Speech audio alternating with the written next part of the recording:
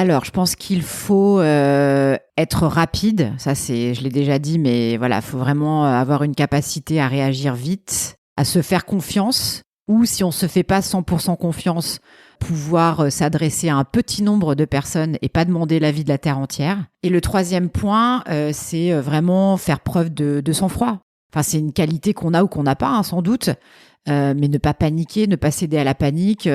Et encore une fois, même si c'est facile à dire comme ça reste un métier. C'est le métier qu'on exerce et c'est l'attitude qu'on nous demande d'adopter en cas de gestion de crise. C'est une qualité professionnelle. On n'est pas face à quelque chose de personnel qui peut nous affecter.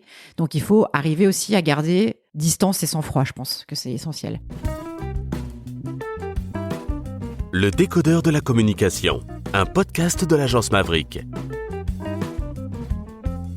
Salut Magali. Salut Laurent. Comment ça va ? Ça va très bien et toi ? Eh bien écoute, ça va très bien. Aujourd'hui, on va parler d'un sujet autour de ta première com de crise. Alors c'est pas tout à fait ta première com de crise, mais en tout cas, c'est une crise qui a compté dans ta vie professionnelle, car aujourd'hui, tu es directrice de la communication de la Fédération nationale de l'industrie laitière, la FNIL pour les intimes. Est-ce que tu peux, s'il te plaît, nous parler de cette première crise qui compte dans ta vie ? C'était il y a une dizaine d'années. Ça touche à des bébés, à des biberons. Bref, je te laisse nous présenter un petit peu tout ça et on va voir comment tu as géré ça parce que c'était quand même une crise sanitaire, on va dire les choses très clairement. En tout cas, c'est devenu une crise sanitaire. Alors, comme tu le dis, c'était pas nécessairement ma première crise parce que j'ai travaillé dans un univers, l'univers agroalimentaire où effectivement il y a pas mal de crises.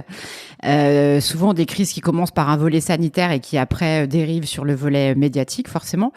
Ce qui était intéressant dans cette crise-là, donc effectivement, ça touchait une cible extrêmement fragile puisqu'on était sur des tout petits bébés qui venaient de naître. Et donc, c'était par rapport au lait infantile qui est distribué aux mamans dans les maternités, les mamans qui veulent pas ou qui ne peuvent pas allaiter. Donc, une cible fragile, un produit un peu sensible. Et donc, voilà, il y avait un problème de désinfection de ces petits biberons avec un produit qui était déjà très controversé. Et voilà, donc ça, c'est un petit peu le contexte de départ. Donc, ce qui s'est passé, c'est que c'est une ONG qui a effectivement fait sortir des informations qui s'avéraient être fausses. Donc, on s'est retrouvé effectivement face à ces annonces de cette ONG qui étaient à la fois assez sensibles, mais complètement erronées. Donc voilà, on a pris cette crise en main. Donc à la fois effectivement un volet sanitaire et un volet qui allait devenir très vite médiatique puisque l'ONG effectivement avait communiqué dans les médias. Donc moi, ce que j'ai retenu de cette crise déjà, c'est que on a tout de suite identifié tous les profils qui comptaient pour pouvoir gérer la problématique, donc à la fois des profils techniques et des profils plus communicants. Alors quand tu parles de profils, c'est-à-dire des porte-paroles qui vont être quelque part interviewés dans les médias, c'est ça ? Alors il y avait à la fois des personnes qui étaient garantes du fond, c'est-à-dire qui étaient capables de nous expliquer ce qui s'était passé et qui étaient capables de nous aider à apporter de la matière pour élaborer des messages. Il y avait bien évidemment les porte-paroles, enfin un porte-parole en l'occurrence, parce que sur ce type de crise assez sensible, il vaut mieux rester dans quelque chose de clair. Donc on avait une personne qui s'exprimait. Et bien évidemment, des communicants et le volet affaires publiques aussi qui était très présent puisqu'il fallait aussi être en lien avec les autorités sanitaires et les institutionnels. Donc, ce qui était intéressant, c'est qu'effectivement, on a tout de suite bien identifié les profils qui devaient participer à cette gestion de crise. On s'est tous rassemblés dans une même salle. Ça paraît anodin, mais c'est hyper important parce qu'on est tous là, on peut tous communiquer. Et surtout, ça devient notre sujet prioritaire. C'est-à-dire que tous les autres sujets sont évacués. On arrête vraiment toutes les affaires courantes. Et on ne se concentre que sur la gestion de crise, parce que c'est une crise qui est grave, qui peut avoir vraiment de gros impacts en termes de réputation. Donc voilà, on est tous autour de la table, tous dans une pièce en train de gérer cette crise. Combien de temps ça dure justement ? Parce que cette crise vous tombe dessus. Donc d'abord, il y a ces informations vis-à-vis de bébés. Donc on peut des nourrissons, hein, disons-le, s'ils viennent à peine de naître, ils ont quelques jours ou quelques heures. C'est ça. Il n'y a rien de plus sensible en termes de population. Exactement. Tu as l'ONG qui va diffuser des informations plus ou moins justes, plus ou moins erronées. À l'époque, tu travailles dans une fédération professionnelle. Ouais, c'est ça. Et là, ça peut ressurgir sur l'intégralité du métier et du secteur. Donc, il y a des très, très gros enjeux financiers, de réputation et médiatiques. Alors, essentiellement des enjeux de réputation, hein, effectivement, et surtout que les informations sont fausses. Donc c'est vraiment c'est vraiment quelque chose qui tombe et qui peut vraiment nous faire risquer gros en effet, mais où on a vraiment des arguments pour dire que c'est pas la réalité en fait. Comment tu découvres ça? Justement dans les médias, suite à la prise de parole des ONG? Oui, c'est ça a commencé par un communiqué émis par une ONG en fait, tout simplement. Et alors comment ça se passe? Je m'explique. Un moment, tu te dis, mon Dieu, ça va nous tomber sur le coin de la figure, je pense qu'il va y avoir un effet ricochet. Ou est-ce qu'au contraire, d'emblée, vous vous dites, allez, on prend ça tout de suite au sérieux, on fait notre war room, comme on dit là-bas aux States, à savoir qu'on se réunit tous, et tu as eu de la chance d'avoir tout le monde, entre guillemets, sous la main, et vous vous réunissez. Comment ça se passe? Au début, vous avez peur, ou vous vous dites, on voit, on regarde si ça déborde un peu? Non, on n'a pas eu le temps ni d'avoir peur, ni de temporiser, de savoir si ça allait déborder. En fait, on a tout de suite pris les choses hyper au sérieux parce que je pense que l'essentiel dans la gestion de crise et quand ça devient une crise médiatique notamment, c'est d'être ultra réactif. Donc c'est pour ça qu'il faut vraiment que toutes les personnes concernées soient en effet dans la war room, comme tu dis, et qu'on ne s'occupe que de ça. Parce que vraiment, chaque seconde qui passe est une seconde perdue. Alors justement, combien de temps ça a duré cette réunion, cette réunion, où vous étiez tous ensemble? C'est plusieurs jours, c'est quelques heures? Parce que là, tout le monde est sur le pont. Hein. Je pense que la première journée a été assez longue. On a débuté le matin et on a terminé assez tard dans la nuit. Et puis après, petit à petit, enfin, étant donné qu'on a réagi très vite et qu'on a vraiment réussi tous à enclencher les bons messages au bon moment, ça s'est passé relativement vite. La première journée a été dense. Et après, voilà, on est resté encore quelques jours en cellule de crise, histoire de pouvoir être sûr que tout allait bien et que tout était revenu à la normale. Après, on a continué à monitorer, mais voilà, il y a eu une grosse journée essentiellement. Il y avait une agence de communication de crise avec toi ou vous avez géré tout en interne? On a tout géré en interne. Entendu, ce qui veut dire que dans ton syndicat professionnel, sans citer de nom évidemment, si tu donnes juste les fonctions, il y avait qui autour de cette table dans cette war room? Alors, il y avait une personne qui était expert des questions sanitaires. Donc voilà, lui qui pouvait vraiment comprendre ce qui s'était passé et nous donner des éléments concrets et de fond scientifique. Il y avait une personne qui s'occupait des affaires publiques pour pouvoir contacter les pouvoirs publics et être en lien avec les pouvoirs publics et les autorités. Il y avait une porte-parole qui, elle, avait aussi un background scientifique. Donc, c'était quand même assez intéressant de la voir. Et c'était elle, effectivement, qui portait le message. Et après, il y avait moi. Donc, vous étiez 4 Communication. Vous étiez 4 Oui, à peu près. Après, voilà, il y avait des personnes qui gravitaient un peu autour, mais on était principalement 4. Toi qui n'as pas de background scientifique, tu te retrouves avec 2 scientifiques, la porte-parole et puis l'expert technique. Comment tu as fait pour essayer de comprendre les choses? Est-ce que c'était une problématique très complexe à comprendre, ne serait-ce que pour toi intellectuellement? Parce qu'à un moment, il va falloir créer des éléments de langage, etc., mais tu vas en parler. Ou est-ce que tu nageais?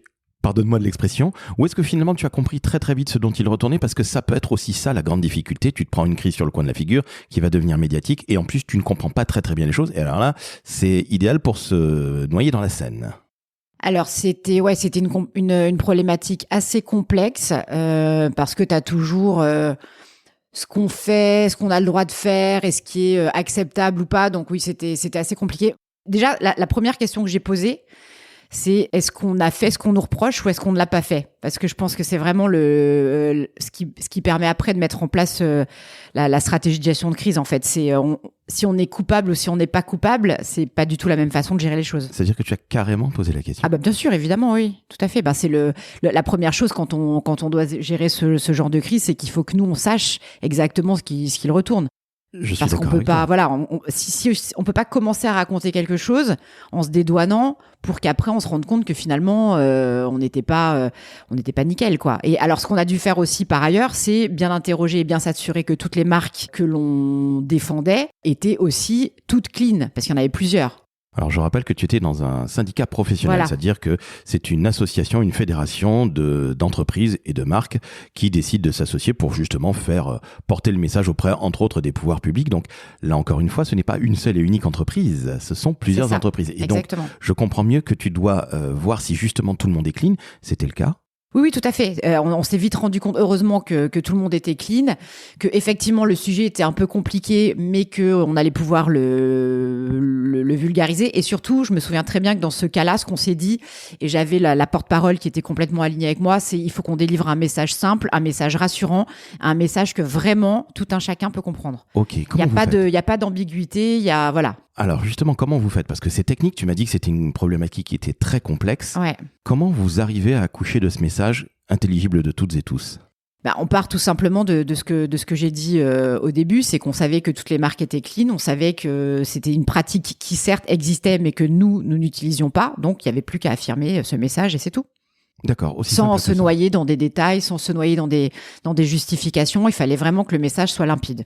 Ok, donc vous accouchez de ce message dans cette war room. Bon, faut reconnaître aussi, vous n'êtes pas trop nombreux autour de la table, donc ça évite de se disperser et puis qu'il y en ait un qui tape un peu plus fort du poing sur la table ou qui dise non, on va dire ci, ça ou ça. Et on peut aussi, alors sans citer ces gens-là, mais on peut leur dire cocorico et bravo parce qu'ils ont osé dire les choses. C'est-à-dire que quand tu as posé la question, sommes-nous coupables ou pas, entre guillemets, ils t'ont dit non. Et tu as eu le courage et le cran de le dire. Donc tu dis bravo. Oui, c'est ça. De toute façon, c'est vraiment... quand on est dans ce cas de figure, il faut pas tourner en rond, faut l'affirmer. Il ne faut rien cacher. Voilà. Ok. Oui, de toute façon, c'est la base. On est d'accord, c'est du bon sens, mais bon, bref, on ne va citer aucune entreprise, bien évidemment.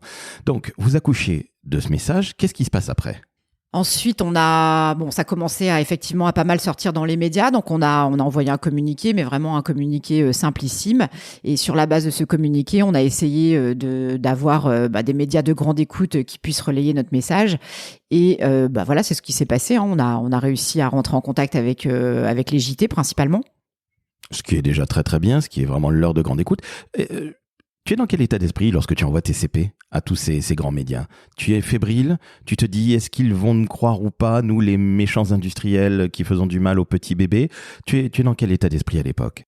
Alors c'est vrai qu'il y a toujours dans l'agroalimentaire ce côté un peu suspicieux par rapport aux entreprises, alors que je le rappelle, on est quand même dans une industrie qui est l'une des plus sûres du monde et que bien évidemment notre volonté n'est pas d'empoisonner ni les bébés ni qui que ce soit, hein, au contraire. Et donc oui, forcément, on se demande. Moi, ce que je me demandais surtout, c'est est-ce qu'on va réussir à faire le poids par rapport à ce qui a été dit par une ONG? C'est un vrai pari. Après, à partir du moment où on n'a rien à se reprocher, où notre message est simple, je me dis normalement, oui, ils peuvent se dire qu'ils n'ont pas envie de relayer notre message, mais c'est pas très déontologique en fait de faire ça. Et par chance, non pas par chance, tu couperas ça. et ça a fonctionné. C'est toi qui contactes les médias à l'époque? Non, là, effectivement, j'avais une attachée de presse qui m'a aidée. C'est pas moi qui les ai contactés directement, mais après, pour toute l'organisation pratique, parce qu'il fallait en effet réagir très vite. Donc, on a fait des interviews dans la rue. C'était... C'était un peu à l'arrache. Donc là, pour la gestion... Ouais, tout à fait, oui. On a fait des micro-trottoirs, ouais. Et c'était quoi la question que vous posiez dans ce micro-trottoir? C'était très simple. C'était est-ce que vous êtes concerné par ces méthodes? Voilà, enfin, c'était des questions, c'était 3 questions, quoi. Il y avait pas et surtout moi j'avais bien entraîné ma porte-parole pour qu'elle reste vraiment sur des messages rassurants et qu'elle ne rentre pas dans de la technique, parce que ce qui est un peu compliqué parfois quand on a des porte-paroles qui sont des experts techniques, c'est de pas rentrer dans la justification et de pas rentrer dans du détail. Donc voilà, elle était vraiment restée sur ses messages principaux rassurants et ça s'était très bien passé. Mais en effet, ouais, on a eu des interviews qui se passaient dans la rue, à un coin de rue. D'accord. Elle avait quelle attitude, justement, cette dame, qui avait un background scientifique, je le rappelle, qui a eu le mérite de ne pas se perdre dans des détails techniques pénibles et qui rendent quelque part le grand public suspicieux ainsi que les médias? C'était quoi son attitude? C'est quelqu'un qui est vraiment une très très bonne porte-parole, qui fait preuve de sang-froid, pour le coup, si on lui dit tu restes sur tes messages, elle va jamais se détourner de ses messages. C'est une excellente porte-parole et qui comprend à la fois effectivement qui est une experte scientifique, donc elle comprend les enjeux, mais à la fois elle a vraiment une fibre en communication qui est très très forte. Donc vraiment, c'était la porte-parole rêvée pour pouvoir éteindre le feu, quoi, parce qu'elle était très concentrée, la tête froide, du sang froid, donc c'était vraiment bien. Donc un profil extrêmement rare sur le marché, entre guillemets. Oui. Non, mais c'est important de le souligner parce qu'elle est, voilà, exactement. C'est quelqu'un qui comprend les enjeux de communication et les enjeux médiatiques. Est-ce que tu penses qu'avec quelqu'un qui aurait été beaucoup plus technique, tu sais, qui se serait un petit peu perdu dans des détails inutiles et donc de fait suspicieux, comme je le disais tout à l'heure, tu penses que ça aurait aussi bien marché parce que ça a été une opération qui a été couronnée de succès, il faut le rappeler, hein? Non, ça aurait été plus compliqué parce qu'il y aurait toujours cette envie effectivement de se justifier. Et à partir du moment où on a besoin ou envie de se justifier, ça laisse planer le doute. Donc tu dirais, après cette expérience et aujourd'hui cette expertise, que le porte-parole est tout aussi important que les éléments de langage ou pas? Qu'est-ce que tu dirais, qu'est-ce que tu conseillerais à celui ou celle qui va se prendre une crise sur le coin de la figure? Je pense que les deux sont importants. Il n'y a pas l'un ou l'autre qui est plus important. En fait, si on a un mauvais porte-parole et des bons éléments de langage, les éléments vont pas bien passer. Et à l'inverse, le meilleur porte-parole pourra jamais porter des éléments de langage qui paraissent un peu, comme on disait tout à l'heure, un peu flou, un peu suspicieux. Donc, il faut avoir les deux.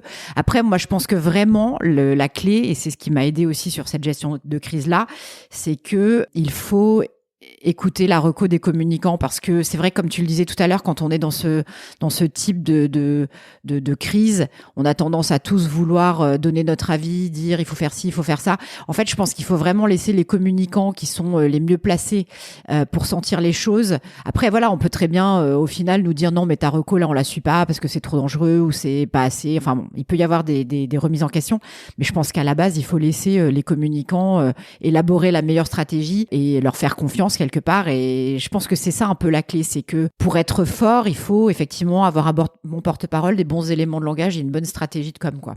Et agir vite.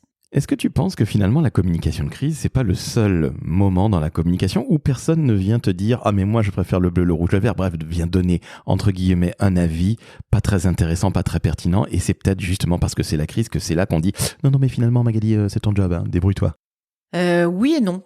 Encore une fois, c'est très variable, hein. J'ai connu d'autres crises où ça se passait pas comme ça, où justement la lenteur entre guillemets à prendre des décisions a fait que on a raté le coche, quoi. Et c'est vrai que quand on est silencieux, on peut laisser croire aussi qu'on a des choses à se reprocher.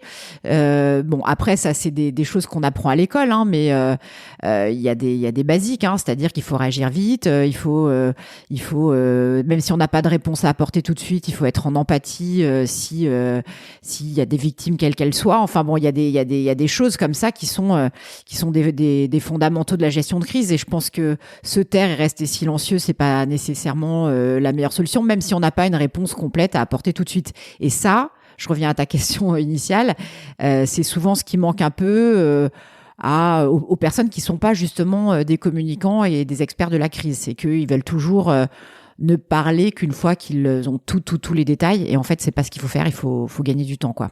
Cette opération a été couronnée de succès, vous êtes passé dans tous les JT. Est-ce que tu peux nous dire comment tout ça s'est terminé, s'il te plaît ?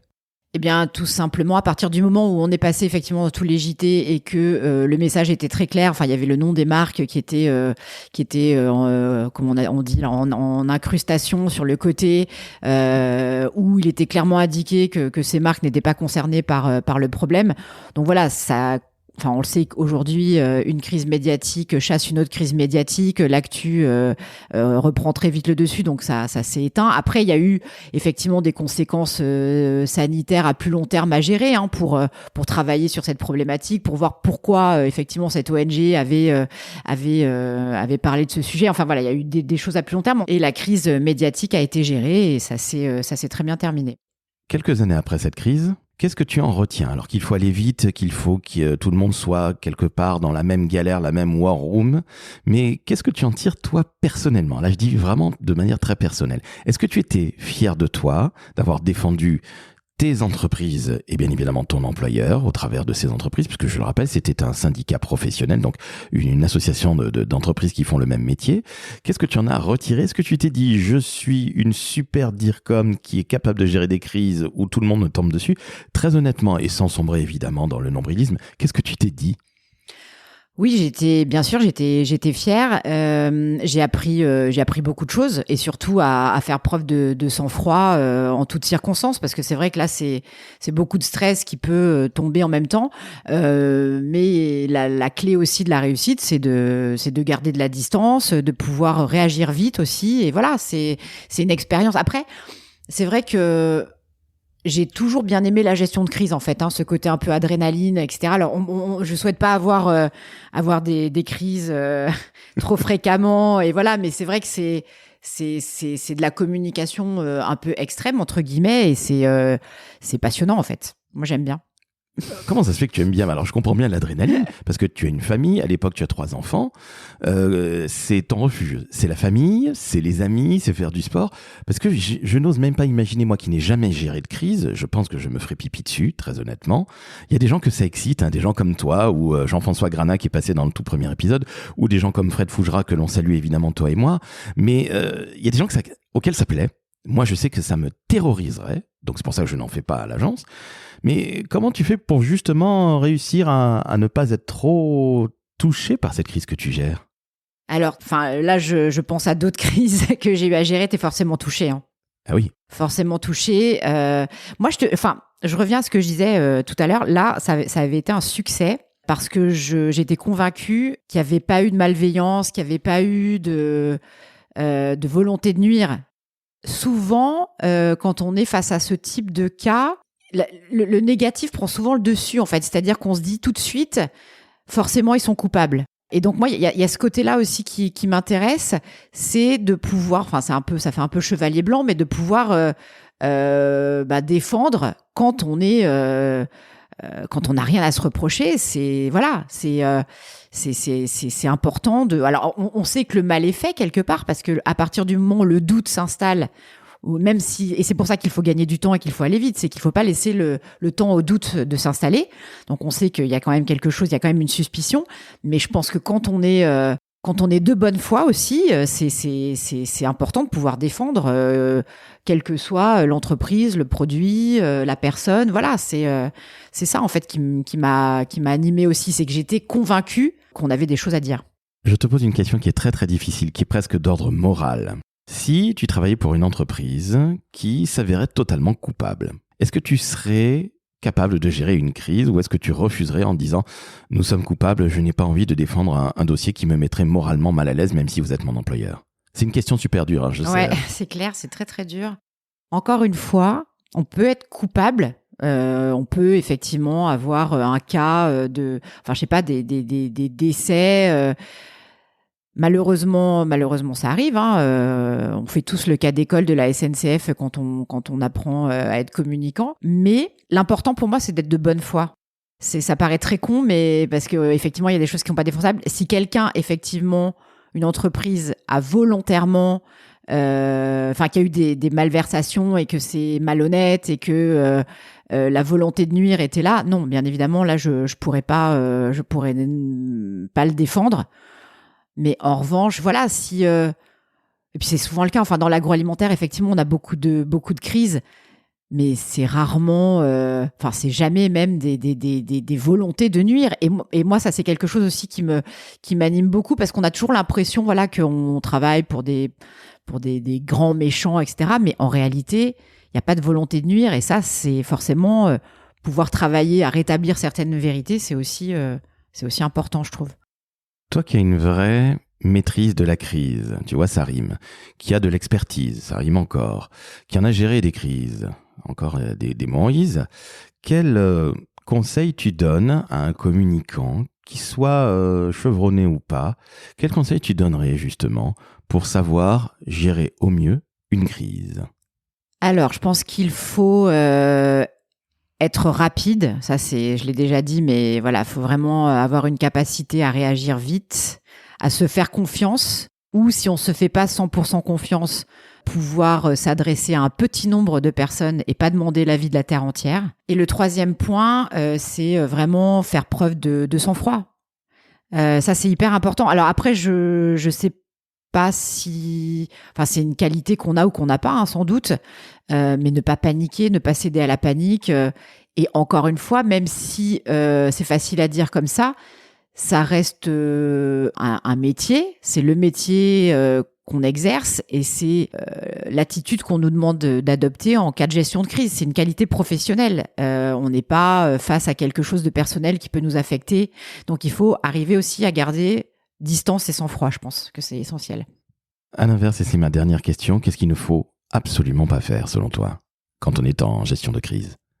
La première chose, c'est de pas paniquer, de pas s'énerver, de pas avoir envie de partir en courant parce qu'on se sent un peu démuni. C'est être bien concentré aussi. Je pense que c'est une qualité essentielle. Mais ouais, je pense que ça demande quand même une capacité à gérer le stress. C'est à pas céder au stress, je pense. Donc en somme, si j'ai bien compris, il faut savoir être très courageux dans ces moments-là. C'est un petit peu comme un DIRCOM, comme la DIRCOM que tu es. À un moment dans nos métiers, on ne fait pas que de la crise, fort heureusement. On fait aussi des campagnes de communication, on est sur les réseaux sociaux, on crée des outils, on crée des stratégies, on pense à des stratégies. Et il faut avoir du courage. Donc je suis ravi qu'on se quitte sur ce message de courage qui est pour moi fondamental, mais pas que dans le métier de la com, c'est-à-dire absolument partout dans la vie. Merci à toi Magali pour tous ces enseignements. Et puis qu'est-ce qu'on doit te souhaiter ? De ne plus avoir à gérer de crise ? Oui, ça serait pas mal, hein, même si c'est intéressant. C'est clair qu'on n'a pas envie qu'une crise majeure nous tombe dessus tous les jours. Mais merci beaucoup.